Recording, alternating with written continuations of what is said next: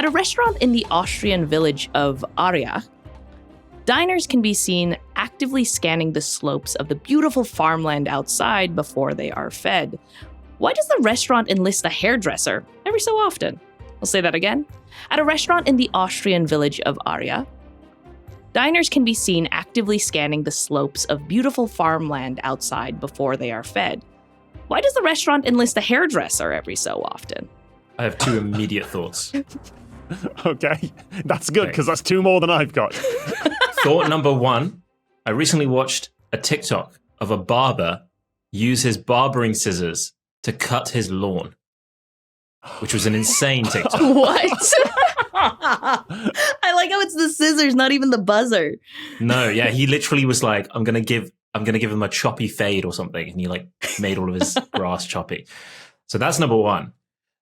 Number two is that they were doing the same thing, but for the cows and the yaks and other things. They were like giving them nice, aesthetic looking haircuts. There are restaurants where diners will like pick the seafood out of a tank that they want. And I feel like that's somewhat difficult to do for like a field of cows or sheep. There's just there's only so much that one person can eat. And I feel like it's not all that. Well, I was just when I'm not saying that they get to pick it. They were just like, we need to curate the experience of a lovely meadow with beautiful cows. So they were like, let's get the most beautiful cows and then give them haircuts like they're celebrities. Are the diners humans? Or are they animals? Yes, they are humans. Oh. Okay, never mind. That's a lovely thought, though. That's exactly the sort of thing that question writers for this show would do. I'll say this. It's nowhere near as kind of harrowing as Tom was suggesting. Okay. But the hairdresser does do things outside. They aren't cutting hair. They aren't cutting hair. They aren't cutting hair. Or? What are other things that hairstylists do?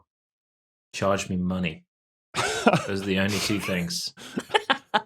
The only connection between like restaurants and hairstyle that I've got in my head is that if you're in the Netherlands, there is a dish you can order from like the greasy takeaways, which is called a kapsalon, which is just hairdresser, which is just fries, kebab meat, some sauce, and like a load of other stuff on top. It's the national greasy, extremely drunk late at night dish, and it's named after someone who ran a hair salon who went into one place, kept ordering that, and they just said, oh, yeah, cap salon, that one.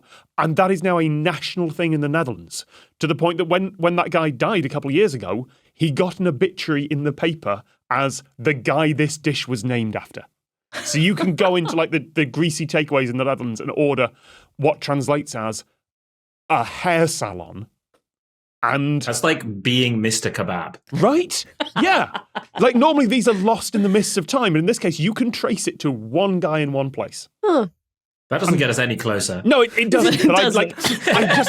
I found out why the Netherlands has a dish called hair salon. And like I just wanted to share that information. Thank you. I appreciate it. What else do barbers do? They shampoo hair sometimes, or they get one of the juniors to do They something. dye hair. They do? Oh. They dye hair. Oh. Oh. And sometimes maybe... Yeah, but no one's going to eat hair. That's not... Maybe they... Wait, they dyed the grass. They did like painting into the grass. Oh. Am I getting further away? You were there, and then you swerved. Okay. So think about what you have to do at a restaurant, right? Like, what do you need to do before you actually get to eat anything? You need to order. You need to look at the menu. You need to be seated. We need to look at the menu. Okay, so we were close. Sabrina's face is telling me that basically the things that I have right now from Sabrina's facial expressions is basically you need to look at the menu and you need to dye your hair. So... Are they like printing the menu in dye on the slope of the hill next door? Close. What? But perhaps not. Perhaps not on the slope. Perhaps diners, when looking for a thing to order and they're seeking out a menu, they need to gaze upon these hills and potentially look as things might roam around with some You're telling food. me no.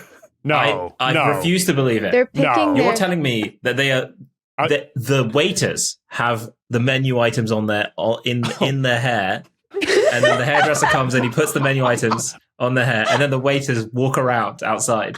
But like, are they cutting the? Okay, this is like way out of left field. Are these hairdressers? I'm just gonna say, are they cutting the hair off of these animals and bringing the hair back into the restaurant for them to now choose? No, are This they restaurant serves food. Okay. Are they- Okay. cutting and dyeing the hair of the animals so it's got the menu items on it? Ding, ding, ding. Wait, what? You got it. They're just writing words with hair dye and razors into into the sheep wool, into the... Onto the cows. It's a very whimsical image that I can share with y'all. But basically, the hairdresser needs to come by every so often to update the menu that's painted on the cows. Wait. That is so silly, but very whimsical.